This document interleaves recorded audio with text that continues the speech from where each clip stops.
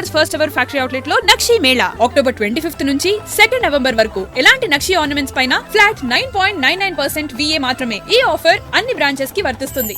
నారా లోకేష్ మొంతా తుఫాను గురించి మాట్లాడుతున్నారు. ఆయన ఏం మాట్లాడుతున్నారో ప్రత్యక్ష ప్రసారంలో చూద్దాం. కరెంట్ పోయినప్పుడు ప్రధాన ఇంపాక్ట్ అయ్యేది CPW స్కీమ్స్. ఆ రోజు మేము అనుకున్నాం జనరేటర్లు ముందే పెట్టుంటే భలే ఉండేది, రిస్క్ అయ్యేది, ఇంత ఇబ్బంది వచ్చిండేది కాదు కదా అని. అందుకే ముందస్తు చర్యలు తీసుకున్నాం. గౌరవ ఉప ముఖ్యమంత్రి గారు పవన్ కళ్యాణ్ గారి నాయకత్వంలో ముందస్తు చర్యలు తీసుకుని డీజిల్ జనరేటర్స్ కూడా 1037 డీజిల్ జనరేటర్స్ పొజిషన్ చేశాం. సెల్ ఫోన్ టవర్స్ కావాల్సిన DG సెట్స్ కూడా సుమారుగా 78% సెల్ ఫోన్ టవర్స్ కూడా కావాల్సిన DG సెట్స్ వాళ్ళు ఎయిర్టెల్ కానివ్వండి, జియో కానివ్వండి, మిగతా సర్వీస్ ప్రొవైడర్స్ అందరూ కూడా ఏర్పాటు చేశారు. కావాల్సిన డీజిల్ కూడా పొజిషన్ చేస్తాం జరిగింది. కలెక్టర్స్ అందరూ కూడా ఫండ్స్ ఏర్పాటు చేస్తాం. Money is no object. ప్రజలు ఇబ్బంది పడకూడదు అన్న లక్ష్యంతో మేము పనిచేస్తున్నాం. RTGSలో గౌరవ హోంమంత్రి గారు, నేను కూడా RTGSలో ఈరోజు రాత్రి అంతా కూడా మేము ఉంటాం. ఇక్కడ నుంచి రియల్ టైం మానిటరింగ్ చేస్తాం.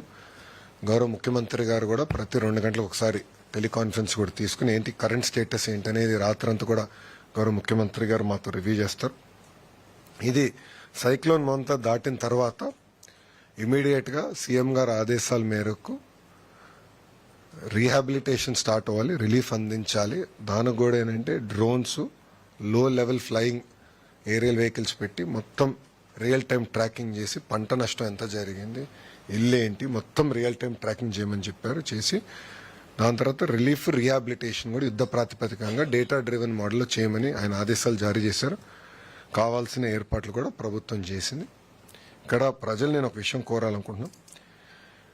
దయచేసి అందరూ మీ ఇంట్లో ఉండండి. రెండోది బీచెస్ కానీ లో లయింగ్ ఏరియాస్కి దయచేసి వెళ్ళొద్దండి. అధికారులు చెప్పింది తూచా తప్పకుండా పాటించండి. ఎందుకంటే ఇది చాలా ఇప్పుడు ఉన్న సమాచారం మేరకు 100 కిలోమీటర్ల వేగంగా వస్తుంది కనుక అందరం జాగ్రత్తలు తీసుకోకపోతే మళ్ళీ ఇబ్బంది పడతాం. ఇప్పటికీ మీడియా మిత్రులు మీరు కూడా కవరేజ్ చేస్తున్నారు. మీరు కూడా ప్రజల్లో చైతన్యం తీసుకొచ్చే విధంగా మీరు కూడా న్యూస్ ఆర్టికల్స్ చేస్తున్నారు. నేను మానిటర్ చేస్తున్నాం. పాజిటివ్గా బిల్డ్ చేస్తున్నారు. సో ప్రజలు కూడా ఏంటంటే అడ్వైజరీ టైం టు టైం తీసుకుని అది పాటించాలని మేము కోరుతున్నాం.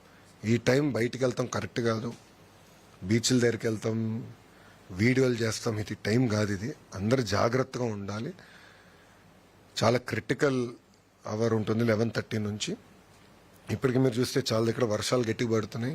దాటిన తర్వాత కూడా వర్షం ఉంటుంది కనుక అందరూ అప్రమత్తంగా ఉండాల్సిన అవసరం చాలా చాలా ఉంది.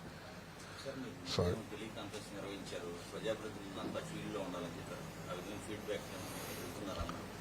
ఇప్పుడు పొద్దున గౌరవ హోంమంత్రి గారు మేము ఇద్దరం కలిసి అందరితో ఎమ్మెల్యేలతో, ప్రజాప్రతినిధులు, ఎమ్మెల్యేలతో, ఎంపీలతో కూడా మాట్లాడాం. వాళ్ళ దగ్గర నుంచి కూడా ఫీడ్బ్యాక్ తీసుకున్నాం ఎక్కడెక్కడ ప్రాబ్లం ఉంది.